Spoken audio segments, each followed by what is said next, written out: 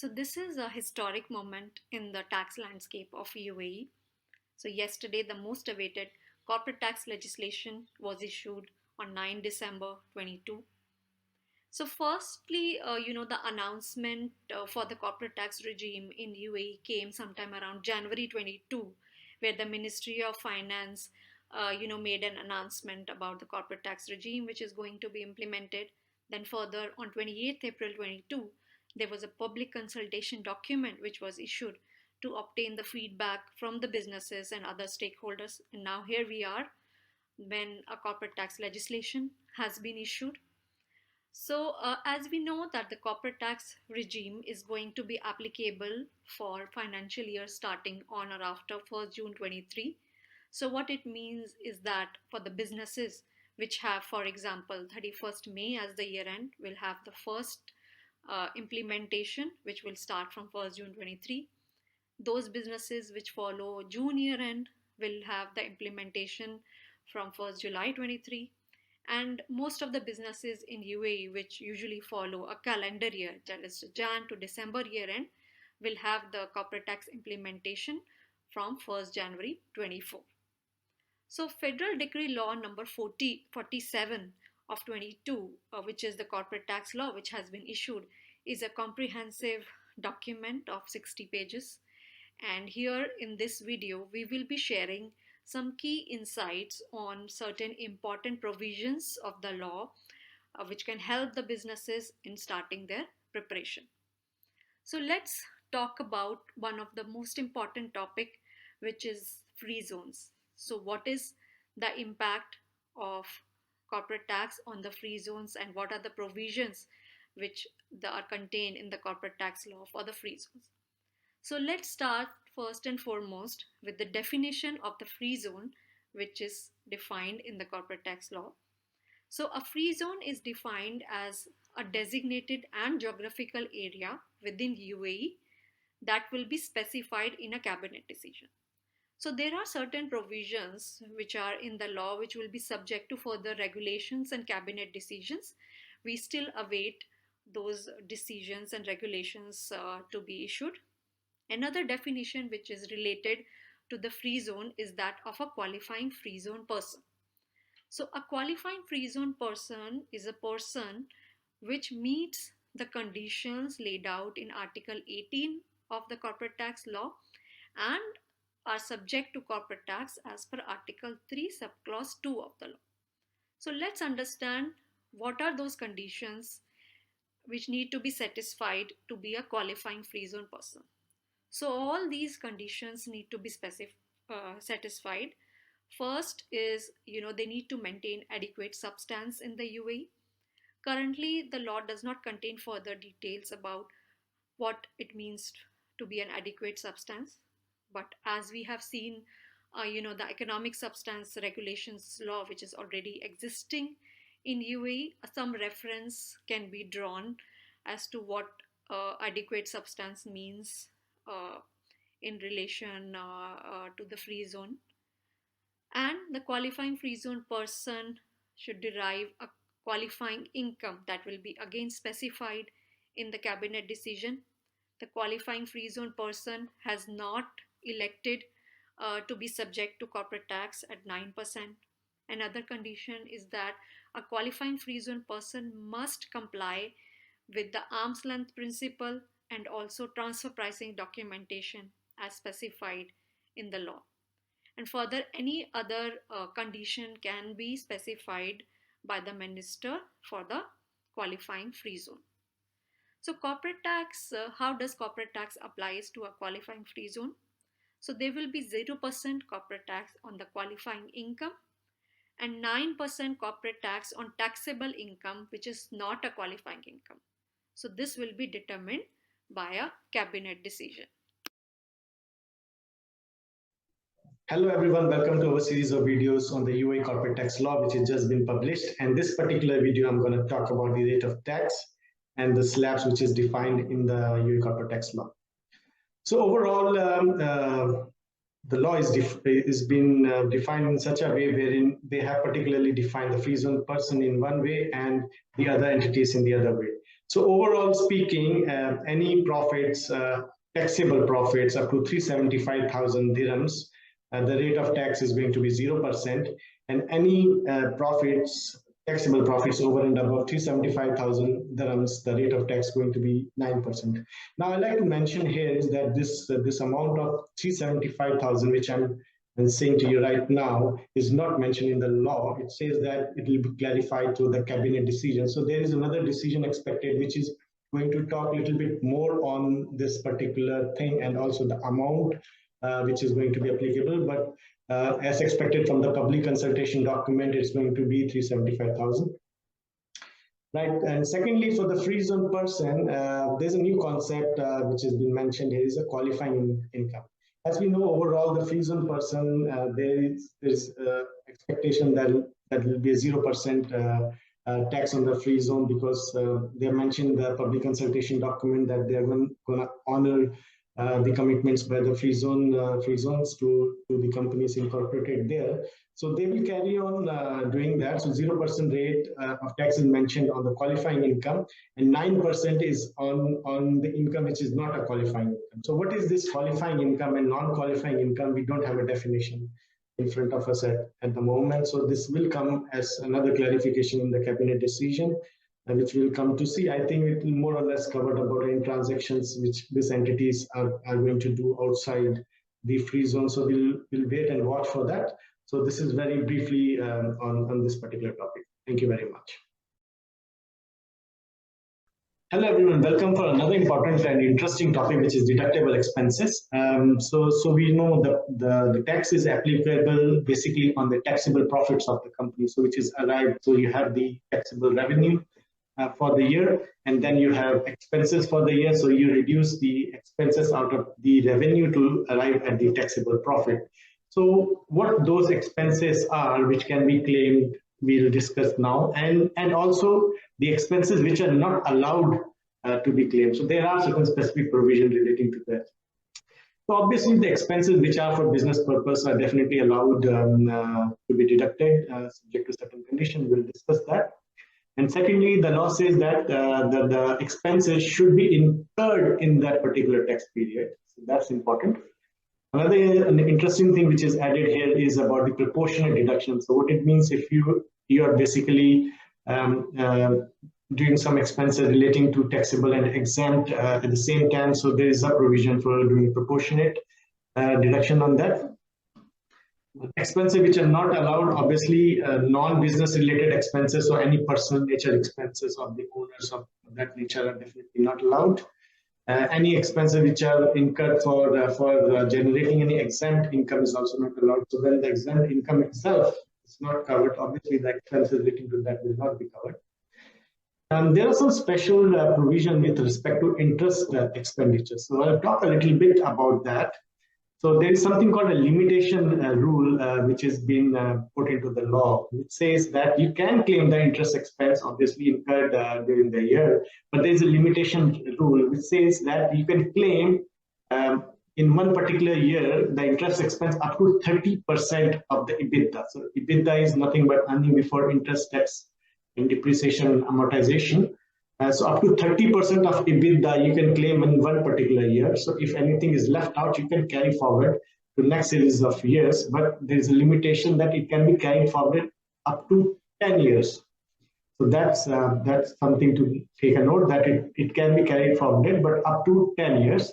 So that's one thing which is there. Secondly, it also talks about that the limitation can also be given by the minister. So we'll see what that could be in the coming series of updates from the tax authority.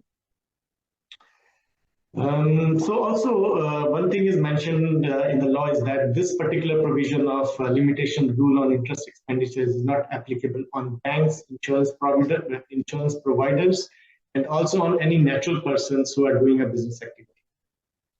So there are certain provision on when a natural person can be covered doing a taxable business. So that's another topic to cover another time.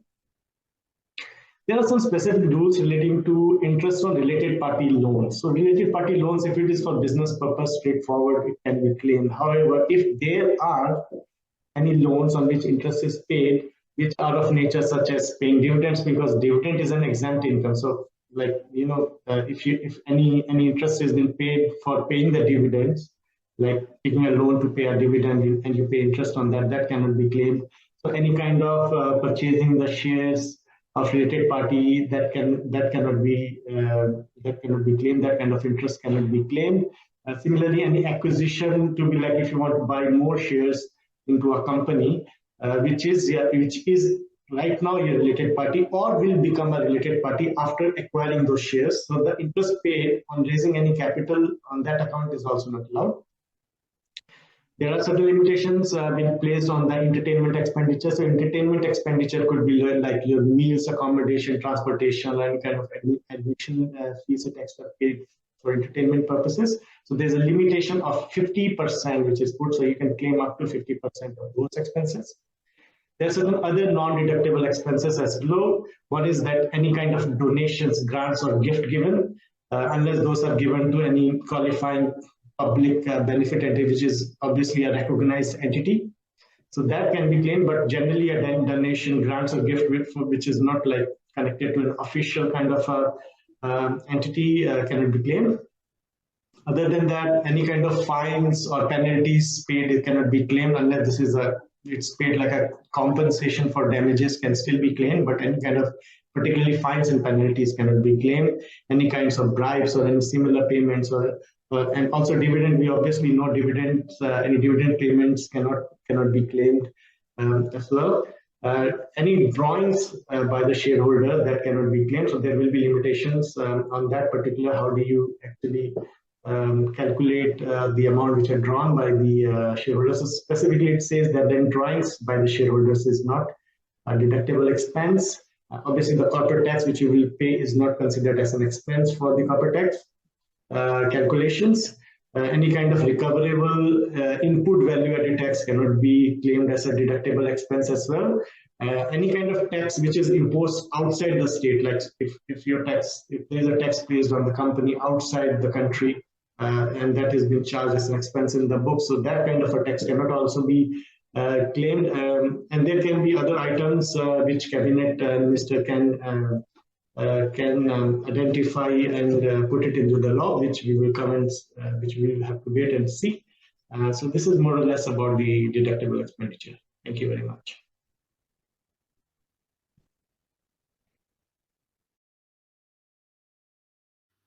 Now let's talk about another important topic, which is transfer pricing provisions.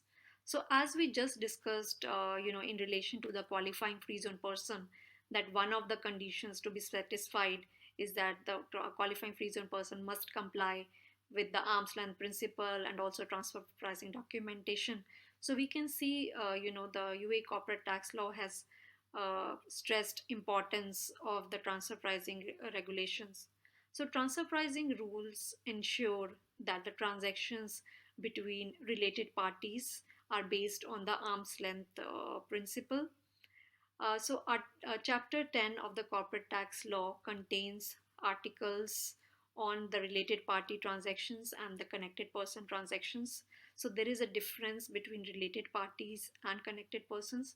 So, related parties are defined under Article 35 of the law. So, related parties generally include individuals or companies in which 50% or more ownership interest is there. Article 35 contains further details for related parties definitions, and Article 36 contains details on connected person. So a person will be considered as a connected person if he or she is the owner of the business, director or officer of the business, or related party of that owner, director or officer. So transactions with connected person must be determined on the basis of market value. Further, there is an Article 34 in the law which contains details on arm's length principle. So that there are transfer pricing methods which are specified in that article, based on which the arm's length pricing should be determined. So these are consistent with the OECD transfer pricing guidelines. So what are these methods? These methods are cup method or the comparable uncontrolled price method, resale price method, cost plus method, TNMM or the transactional net margin method, and the transactional profit split method. The transfer pricing rules also contain provisions about the transfer pricing documentation which need to be maintained. So Article 55 of the law includes details on the transfer pricing documentation. So a disclosure form will need to be submitted along with the return for details on the transactions with the related parties and the connected persons. Certain businesses will need to also maintain a master file and a local file which will need to be submitted to the authority within 30 days of the request from the authority.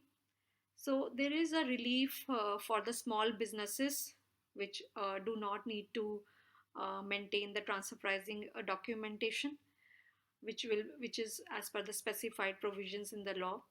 So there is a section article in the law about the small business relief. So in this video, in the later part, we will be covering details about what is that provisions about the small business relief. Hello everyone, welcome to the world of corporate taxes. I'm sure you must have seen some of the highlights of the corporate tax law, but this one particular topic which was not covered in the public consultation document is about the small business relief, which I thought I'll talk about. What it says is that any taxable person whose taxable revenue is less than threshold as defined by the minister and meets the other conditions as defined by the minister falls into that category. So what are the advantages of being part of the small business relief? One is that the taxable income for that particular tax period will not be used for calculating the tax. Secondly, the rules of transfer pricing will not apply to that taxable person. So transfer pricing is a very elaborate discussion, which we'll cover in another set of videos. Now, what are the other things, like what are the disadvantages of being into the small business relief? So one of the things is that the exempt income provisions will be disallowed. So normally areas such as dividends, capital gain, exchange gain or losses are considered as exempt, but when you fall into this category, that particular provision will not apply. Secondly, the relief on transfer within the qualifying group and the business restructuring will not be allowed. So there are specific provisions on this particular topic as well. Those transfer basically, if for example, if you have two group companies and meet the conditions and you want to kind of carry forward the losses, those conditions will not be applied if you fall into this particular category. And the other thing is that the deductions which are allowed will not be allowed because you're falling into this particular category. And lastly, tax losses which you incur will not be allowed to be carried forward. So basically, it will be considered like a standalone. This is very briefly about this particular ruling. So for more discussion, we can catch up one-to-one. Thank you. Hello everyone, welcome to another important topic, which is carry forward and setup of tax losses. So obviously every business goes through ups and downs. There are years when you make a huge profit and then there's a year there's a loss. So obviously when there's a profit, you have to pay a tax, but what happens when there is a loss? So the law allows you to carry forward the tax losses, but there are certain conditions. So one of that is you can carry forward the entire loss, but you can set up only 75% of that in the subsequent period, and the balance 25 period can be carried forward to the next series of years. The next is the carry forward is not allowed in certain cases. One is that losses before the effective date of law. Effective date is tax period commencing on or after 1st of June 2023. Secondly, losses before a person becomes a taxable person, obviously. And thirdly, losses from an asset or activity, the income of which is exempt. So another interesting question which arises is that what happens if there is a change in ownership? Because always a business has new partners joins in and people leave from a business. So what happens in a condition like that? So the law says the carry forward is allowed if same person or persons shall own at least 50% of the entity. Or if change is more than 50%, then same or similar business is being carried. So this is This is an important one, that obviously when this change is more than 50% of the ownership, then the same business should be carried forward. So this is something to have in mind when you are having a change in the business ownership.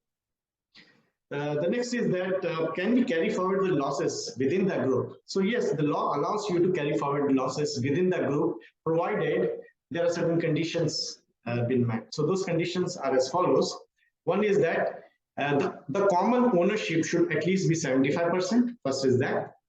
Then both the companies should be juridical person and resident persons of UAE. So that's another important one to take care of. The third one is the common ownership structure exists during the entire period. So which means, like, for example, the company year is Jan to December, the ownership structure of minimum 75% should exist in the entire tax period.